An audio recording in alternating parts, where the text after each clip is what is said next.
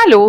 तुम्ही ऑब्झर्व्ह केलंय, आपण लग्न कार्यांमध्ये, फॅमिली फंक्शन्समध्ये, हॉटेलमध्ये आपण विथ फॅमिली जेव्हा जातो, तेव्हा आपल्याला ना आपल्या मित्रमंडळींशी, नातेवाईकांशी निवांत गप्पा मारायच्या असतात, फोटो काढायचे असतात आणि जेवणाचा आस्वाद घ्यायचा असतो. पण तेव्हा आपली लहान मुलं काय करत असतात हो?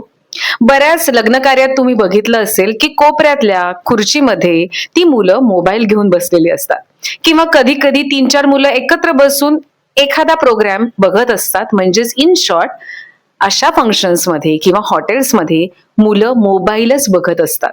बरोबर ना? तुम्ही म्हणाल बरोबर ना, म्हणजे आता तिकडे गेल्यावर सुद्धा आम्हीच एंटरटेन करायचं का, म्हणजे आम्हीच खेळायचं का त्यांच्याशी? नक्कीच नाही. मी स्वतः एक एक्सपेरिमेंट केला होता. माझ्या मुलाला ड्रॉइंगची खूप आवड आहे. ते एक मध्ये लग्न होतं. मी त्याच्यासाठी ब्लँक शीट्स घेऊन गेलेले आणि छोटे छोटे ड्रॉइंगचे पॉकेट्स, कलर पॉकेट्स घेऊन गेलेले.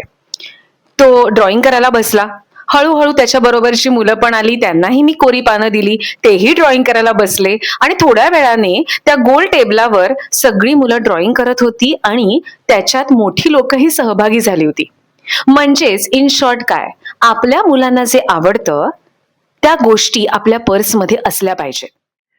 आपल्या मुलांची काय आवड आहे, एखादं छोटंसं स्टोरी बुक असेल, मॅग्नेटिक्सचे छोटे छोटे गेम्स असतील, लेगोचा छोटा छोटा सेट असेल किंवा बिल्डिंग ब्लॉक्स असतील. तुमच्या मुलाला जे आवडतं त्यातल्या छोट्या छोट्या गोष्टी आपण कलेक्ट करायच्या. फक्त ह्याच्यात नियम एकच ठेवायचा, घरी ज्या गोष्टी ते खेळतात त्याच गोष्टी घेऊन नाही जायच्या. त्यांचं हे कलेक्शन छोटंसं वेगळं ठेवायचं आणि त्या कार्यक्रमाला गेल्यावर त्यांना सांगायचं की तुझ्यासाठी एक सरप्राईज आहे. आणि मग बघा, जे काही आपण 2-3 तास सलग त्यांना मोबाईल देत असू तर त्यातली 30-40 मिनिटं तरी छान जातील. जेव्हा तुम्ही अशा छोट्या छोट्या गोष्टी तुमच्या पर्समध्ये कॅरी करता ना, तेव्हा असे टॉन्ट येतात की काय ना, हल्ली तुम्हाला किती असं कॅरी करावं लागतं ना मुलांसाठी.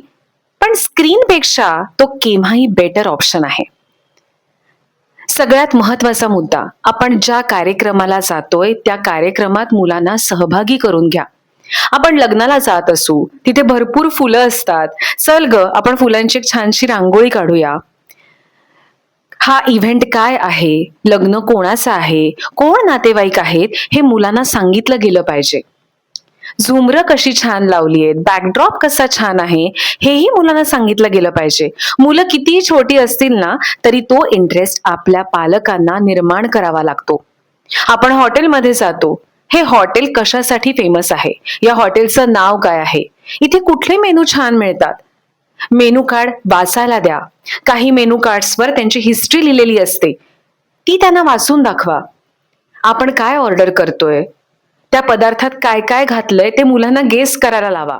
जेव्हा आपण अशा हॉटेल्समध्ये जातो, आपण काउंटिंग गेम्स घेऊ शकतो की लाईट्स किती आहेत बघ, फॅन किती आहेत बघ. थोडी मोठी मुलं असतात त्यांना आपण आपलं बिल देऊ शकतो की सगळे मेनू आपण जे मागवले ते सगळे कॅल्क्युलेट झालेत ना, त्याची बेरीज काय होते, हे सगळं मुलांना करू द्या.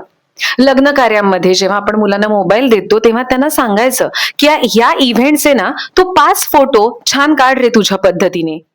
आपण ज्या इव्हेंटला जातोय तिथे आजूबाजूला कोण मुलं आहेत त्यांची ओळख करून द्या. त्यांना एकमेकांशी खेळायला लावा. माझं एवढंच म्हणणं आहे ना की ज्या ठिकाणी आपण जातोय ते काय आहे हे मुलांना कळू द्या. त्यांचा सहभाग आणि त्यांच्याशी संवाद या दोन्ही गोष्टी खूप महत्वाच्या आहेत. अशा कार्यक्रमांना गेल्यानंतर स्क्रीनला अजून काय पर्याय आहेत हे तुम्हाला पालकांना सुचत असतील तर ते कमेंट बॉक्समध्ये नक्की लिहा, म्हणजे ते सगळ्या पालकांपर्यंत पोहोचतील. आणि फॉलो करा mindful movements with Juili, from silent listening to meaningful talking.